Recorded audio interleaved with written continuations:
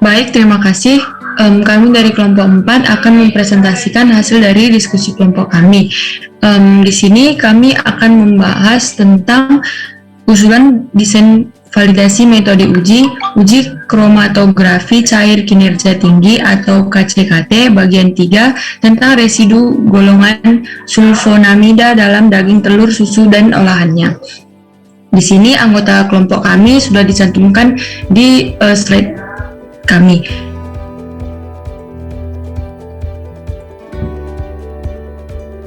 Yang pertama, untuk slide berikutnya akan dipresentasikan oleh rekan kelompok saya.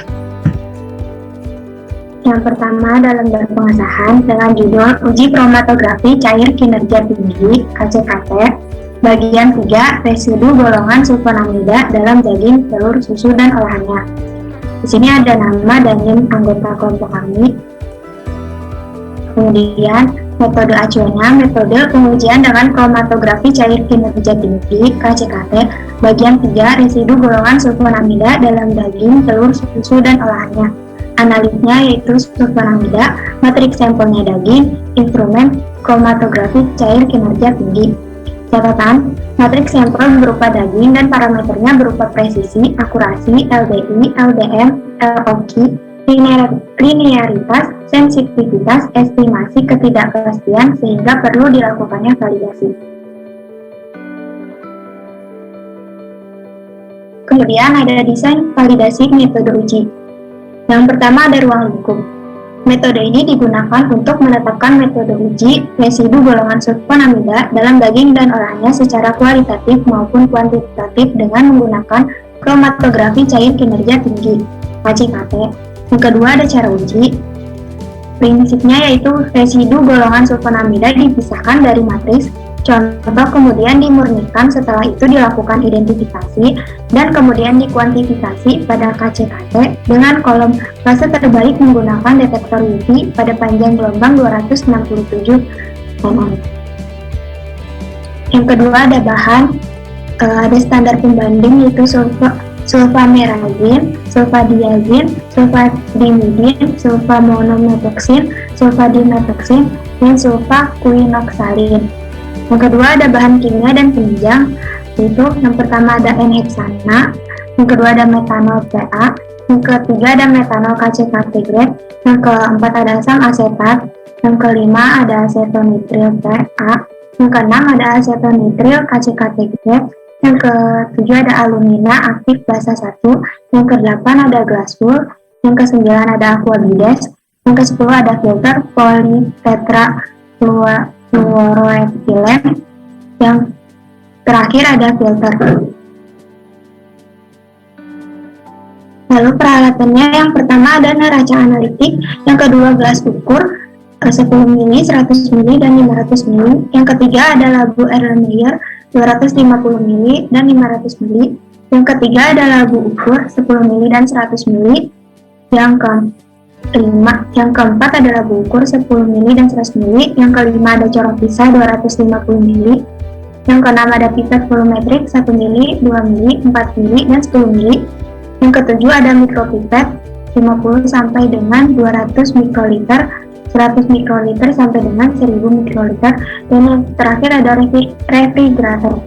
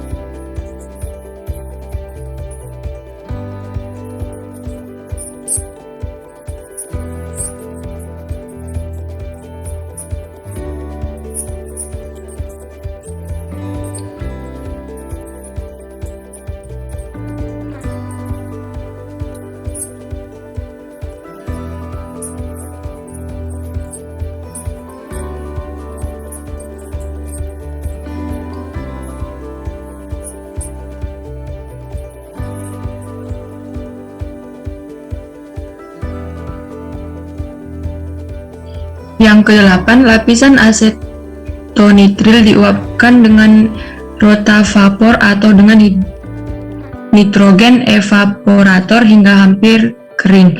Yang kesembilan, larutkan dekstrak yang diperoleh dari 5H dengan 4 ml metanol 85%. Yang keenam, pemurnian. 6.1 penyiapan atau aktivasi kolom aluminium aktif basa 1.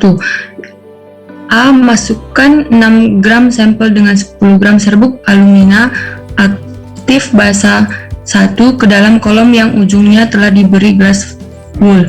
Yang B, alirkan 10 ml metanol PA ke dalam kolom A6.1 A secara perlahan-lahan dan hindarkan terjadinya pembentukan gelembung udara di dalam kolom.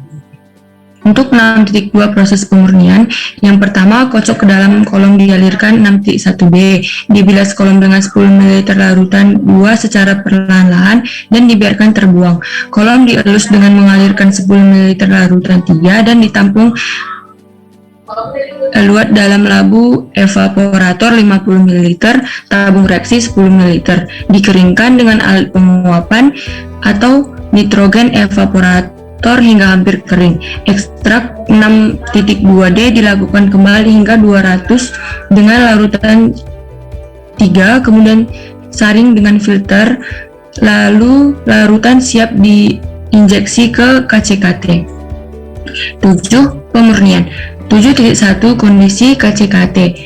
Kolom A fase terbaik C18, kolom B detektor UV panjang gelombang 267 nanometer, kolom C fase gerak larutan 3, kolom D kecepatan air 1 ml per 1 ml menit.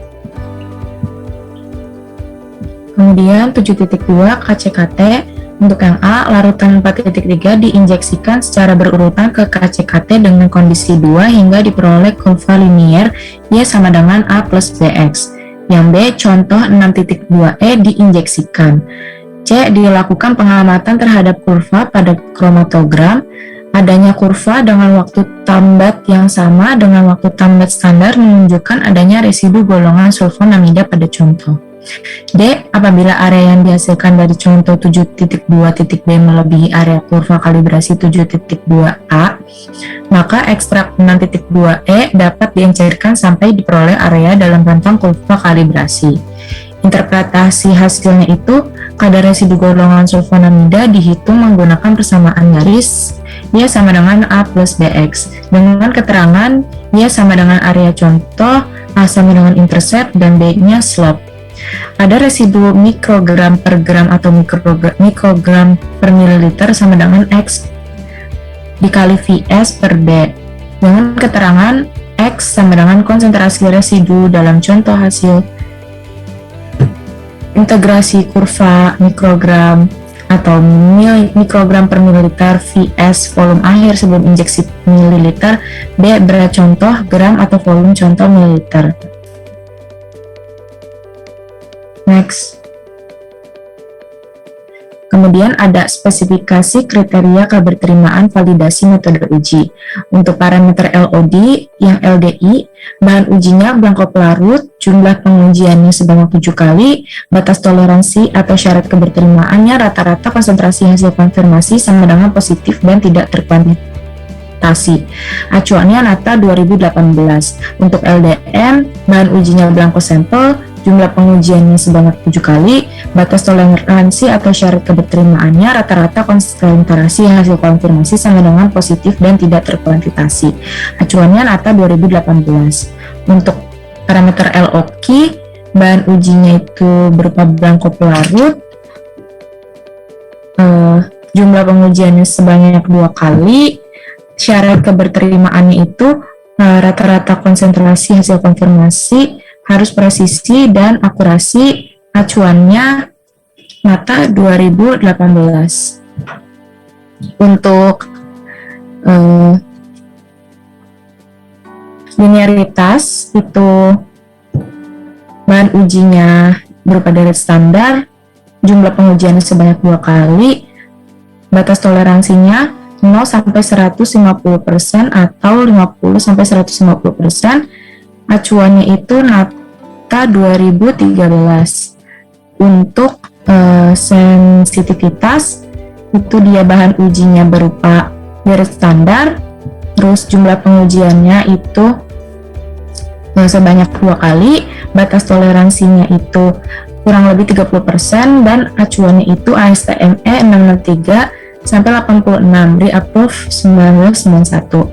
Untuk akurasi itu bahan ujinya spiking sample, jumlah pengujian sebanyak 7 kali, Batas toleransinya persen recovery 90% sampai 110%. Acuannya STNI 066989.9 sampai tahun 2004. Untuk presisi bahan ujinya itu sampel, jumlah pengujian sebanyak 7 kali. Batas toleransi CV hitung kurang 2/3 CV Horwitz. Acuannya itu SNI 066989.9 tahun 2004. Untuk robustness itu bahan ujinya sampel, jumlah pengujiannya 7 kali, batas toleransi F hitung kurang dari F tabel, T hitung kurang dari T tabel, acuannya SNI 066989.9 tahun 2004. Selanjutnya itu ada prosedur tahapan uji validasi metode uji. Yang pertama itu uji LDI. Larutan belangko yang telah dibuat masing-masing diinjeksikan sebanyak 1 kali, diidentifikasikan dan kemudian dikuantifikasi pada KCKT dengan kolom fase terbalik menggunakan detektor UV pada panjang gelombang 267 nm sehingga diperoleh luas areanya. Pengujian tersebut dilakukan sebanyak 7 kali.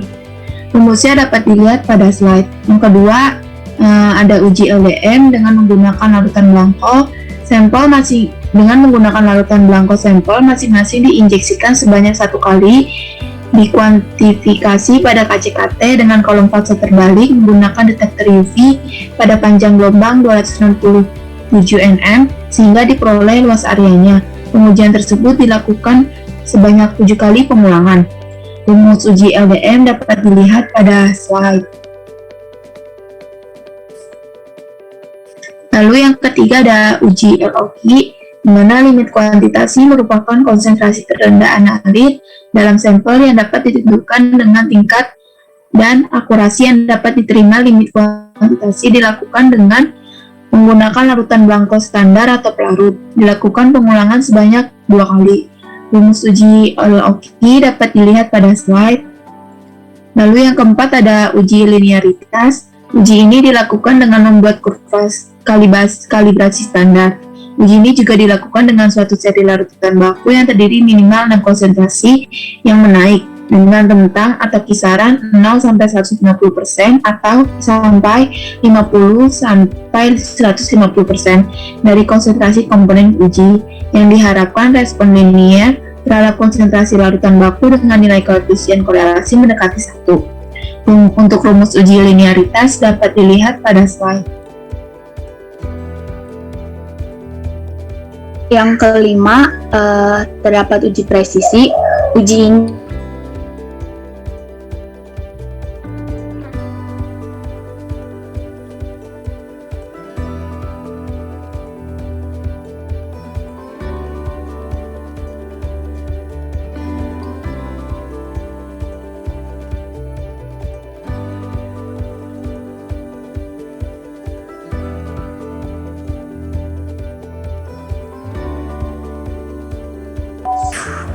Baik, saya akan melanjutkan. Yang kelima, uji presisi. Uji ini menggunakan sampel daging yang dimurnikan, dilakukan identifikasi dan kemudian dikuantifikasi pada KCKT dengan kolom fase terbaik menggunakan detektor UV pada panjang gelombang 267 nanometer. Untuk rumus dan keterangan bisa dilihat pada slide kami. Yang keenam, uji akurasi. Uji ini dapat melihat kesesuaian antara hasil uji analis dengan nilai benar analit larutan. Contoh uji diinjeksikan masing-masing sebanyak 1 kali dan diukur menggunakan KCKT sehingga diperoleh luas areanya. Untuk rumus dan keterangan sudah tercantum pada slide kami. Untuk uji yang ketujuh itu ada uji robustness. Uji ini dapat dilakukan dengan sampel yang dipipet sebanyak 10 ml, kemudian dipreparasi yaitu pemurnian. Namun pada pengkondisian KCKT dilakukan perubahan pada kecepatan laju alir fase gerak dari kondisi normal. Preparasi dilakukan sebanyak masing-masing 7 kali pengulangan. Hasil uji preparasi dibandingkan hasil uji robustness sesuai statistik dengan cara uji F dan uji T. Uji F dapat membandingkan antara F hitung dengan F tabel, begitu dengan uji T. Untuk rumus dan keterangannya hanya tercantum rumus pada slide kami. Uji ke-8 ada sensitivitas. Dilakukan dengan membandingkan antara nilai sensitivitas instrumen dengan sensitivitas yang ada pada manual book. Rumus dan keterangan sudah tercantum pada slide.